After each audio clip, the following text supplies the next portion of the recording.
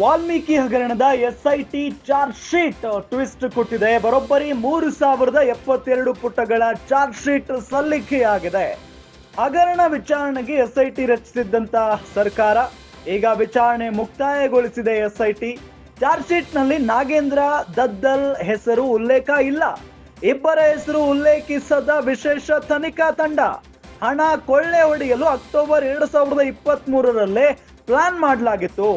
ಮಾನ್ಯತಾ tech park flat ನಲ್ಲಿ ಮೊದಲ ಬಾರಿಗೆ ಚರ್ಚೆ ಮಾಡ್ತಾರೆ ಇವರೆಲ್ಲ ಸೇರಿ. ನಿಗಮದ 89 ಕೋಟಿ ಲೂಟಿ ಮಾಡೋದು ಹೇಗೆ? ನಕಲಿ ದಾಖಲಾತಿ ಸೃಷ್ಟಿಗೆ ಮಾಜಿ ಸಚಿವ ನಾಗೇಂದ್ರ ಆಪ್ತ ಸಾಥ್ ಕೊಡ್ತಾರೆ. ಮಾಜಿ ಸಚಿವರ ಆಪ್ತ ನೆಕ್ಕುಂಟಿ ನಾಗರಾಜ್ ನಕಲಿ ದಾಖಲೆಯನ್ನ ಸೃಷ್ಟಿ ಮಾಡ್ತಾರೆ. 94.73 ಕೋಟಿ ಹಣವನ್ನ ಕೂಡ ಫಸ್ಟ್ ಫೈನಾನ್ಸ್ ಬ್ಯಾಂಕ್ಗೆ ವರ್ಗಾವಣೆ ಮಾಡಲಾಗುತ್ತೆ. ಫಸ್ಟ್ ಫೈನಾನ್ಸ್ ಬ್ಯಾಂಕ್ ನಿಂದ 18 ನಕಲಿ ಅಕೌಂಟ್ಗೆ ವರ್ಗಾವಣೆ ಮಾಡಲಾಗುತ್ತೆ.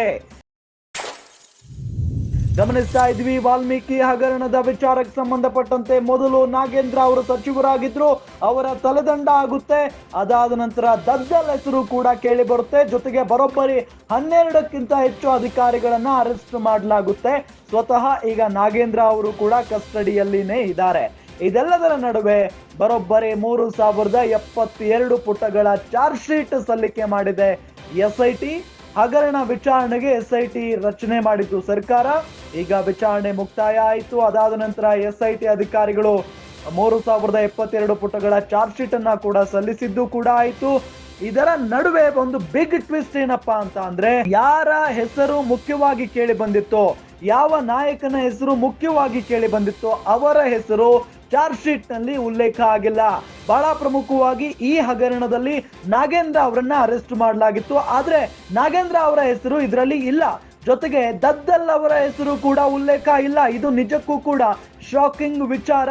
ಇವರಿಬ್ಬರ ಪಾತ್ರ ಈ ಹಗರಣದಲ್ಲಿ ಇಲ್ಲ ಅಂತ ಹೇಳಿ ಚಾರ್ಜ್ ಶೀಟ್ ನಲ್ಲಿ ಬಹಳ ಸ್ಪಷ್ಟವಾಗಿ ಉಲ್ಲೇಖ ಆಗಿದೆ. ಇಬ್ಬರ ಹೆಸರನ್ನ ಉಲ್ಲೇಖ ಮಾಡದೆ ವಿಶೇಷ ತನಿಖಾ ತಂಡ ಚಾರ್ಜ್ ಶೀಟ್ ಅನ್ನ ಸಲ್ಲಿಕೆ ಮಾಡಿರೋದು. ಹಣ ಕೊಳ್ಳೆ ಹೊಡೆಯೋದಕ್ಕೆ ಅಕ್ಟೋಬರ್ 2023 ಪ್ಲಾನ್ ಮಾಡಲಾಗಿತ್ತು ಅನ್ನೋದು ಕೂಡ ಬಯಲಿಗೆ ಬಂದಿದೆ.